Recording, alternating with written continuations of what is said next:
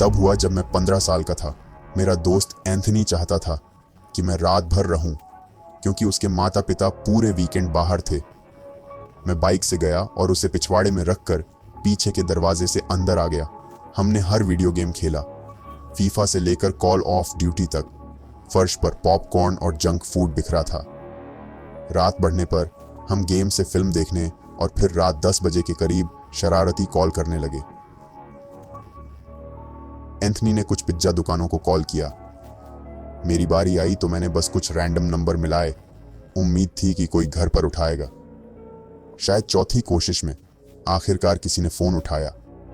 एक मोटी खुरदरी आवाज वाले आदमी ने हेलो की जगह हाँ कहकर जवाब दिया। पीछे एंथनी की हंसी से मैं हकला गया और आखिर में खुद भी हंस पड़ा।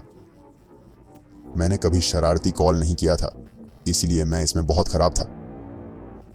दूसरी तरफ वाला शख्स चुप था। मैंने अपना चेहरा सामान्य किया और कॉल जारी रखने की कोशिश की। बातचीत कुछ इस तरह हुई। अम्मा साहब, क्या मैं आपकी गाड़ी का एक पहिया उधार ले सकता हूं? तुम्हारा नाम क्या है बेटा? मेरा नाम बॉब है। सच में? तुम्हें यकीन है कि तुम एंथनी नहीं हो? मुझे जैसे सदमा लग गया। मैंने एंथनी को देखा। उसका चेहरा डर से भरा हुआ था। मैंने तुरंत फोन काट दिया। उस अजनबी से और बात नहीं करना चाहता था। एंथनी? वो कौन था? मैंने उससे पूछा। मुझे नहीं पता, उसने कहा। क्या तुम्हारी कॉलर आईडी पर तुम्हारा नाम दिखता है? नहीं, उस पर पापा का नाम दिखता है। हमने कंप्यूटर पर जाकर यह पता लगाने की कोशिश की कि फोन नंबर से नाम कैसे मिल सकता है।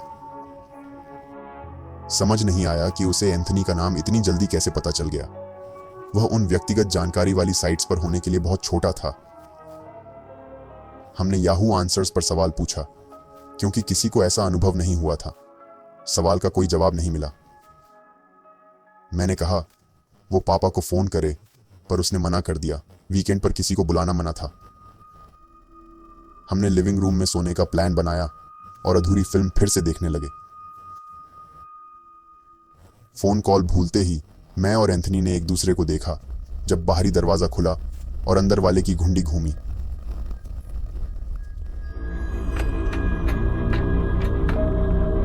लॉक की वजह से घुंडी सिर्फ आधी ही घूम पाई। एंथनी ने टीवी बंद किया। मैं खिड़की पर गया देखने कौन है। मैंने ब्लाइंड्स खोले। बाहर एक लंबा आदमी खड़ा था। उसने ब्लाइंड्स हिलते देखा और मेरी तरफ मुड़ा। मैंने जल्दी से ब्लाइंड्स वापस बंद कर दिए। मैं और एंथनी रसोई में छिपकर और आवाजें सुनने लगे। हमने पिछवाड़े का गेट खुलने की आवाज सुनी, जो रसोई की खिड़की के पास था। अरे बाप रे, मैंने कहा। मैं पीछे का दरवाजा बंद करना भूल गया। एंथनी ने मुझे भागकर उसे बंद करने को कहा। मैं उसके पिछले दरवाजे वाले गलियारे तक पहुंचा और ठिठक गया। पिछले दरवाजे के बाहर एक छायाकृति खड़ी थी। शायद उसने मुझे नहीं देखा, पर वो घर के अंदर देख रहा था। उसने दरवाजा खोला और अंदर कदम रखा। मैं चुपके से रसोई गया और एंथनी को ऊपर आने का इशारा किया। हम चुपचाप उसके कमरे में पहुंचे और बिना आवाज किए दरवाजा बंद किया। हम उसके बिस्तर के नीचे घुस गए। बिस्तर के नीचे कपड़ा था। बिना हटाए कुछ दिखाई नहीं देता था। नीचे के सारे दरवाजे खुले, हर बार सीढ़ियों के करीब आते। आखिर में सीढ़ियों पर कदम सुनाई दिए। वो दरवाजे के बाहर था। कमरे का दरवाजा खुल गया। मुझे एंथनी की सांसें सुनाई दे रही थीं। वे बहुत तेज थीं। कदम अलमारी की तरफ बढ़े, फिर अलमारी खुली। कोट हैंगर खिसकने और कपड़ों के रगड़ने की आवाज आई। कदम बिस्तर की तरफ आए और रुक गए। मेरा दिल जोर से धड़क रहा था। एंथनी की सांसें बहुत तेज थीं। मुझे उसका मुंह अपने हाथ से ढकना पड़ा।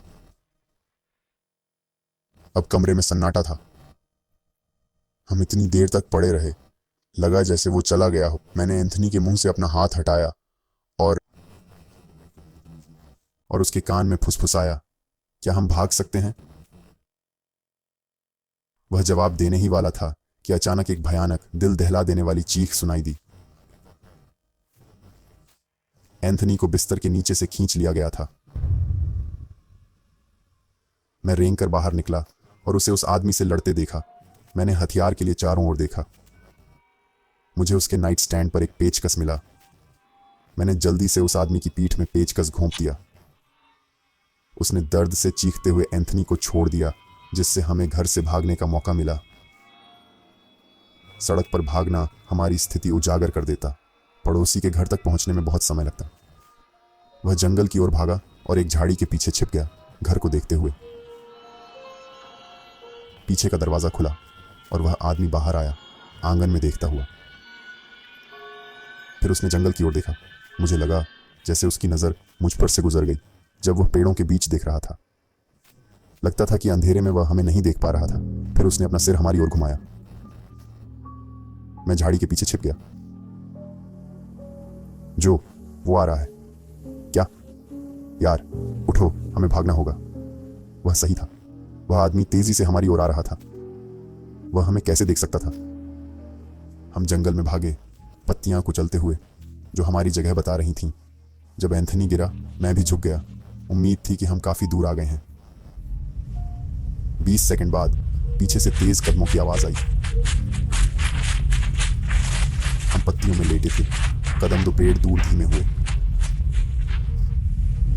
कुछ पल बाद कदम दूसरी दिशा में मुड़ गए। हम तब तक रुके जब तक आवाज ना आई, फिर घर की ओर भागे। भागते हुए मुझे लगा पीछे से भी पत्तियां कुचलने की आवाज आ रही थी। हम उसके घर के पिछवाड़े में पहुंचे। इस बार पिछला दरवाजा बंद किया। अब हम पुलिस को बुला सकते थे। एंथनी उनके साथ लाइन पर रहा, जबकि मैंने पीछे की खिड़कियों पर गश्त लगाई, यह देखते हुए कि कोई बाहर ना हो। लेकिन इतना अंधेरा था कि मुझे कुछ भी दिखाई नहीं दे रहा था। तो मैंने कुछ ऐसा किया जो आज मूर्खतापूर्ण लगता है। मैंने उसके आंगन की बत्तियां जला दी और तुरंत दूर जंगल के पास मैंने उसे एक बड़े पेड़ के सामने खड़ा देखा। वह वापस जंगल में मुड़ा और आंखों से ओझल हो गया। यह आखिरी बार था जब मैंने या एंथनी ने उसे देखा। मैं झूठ बोलूंगा अगर कहूं कि हमने खिड़कियों पर कभी कभार दस्तक या कुछ क्लिशे सुना। नहीं, बस इतना ही था। 5 साल बीत चुके हैं और कुछ नहीं हुआ है। क्या मुझे लगता है कि यह शरारती फोन से जुड़ा था? शायद। क्या इसका कोई मतलब है? वास्तव में नहीं। पर हाँ, यह कहानी थी कि कैसे मैं और मेरा अब भी सबसे अच्छा दोस्त एंथनी घुसपैठ के दौरान मरते मरते बचे।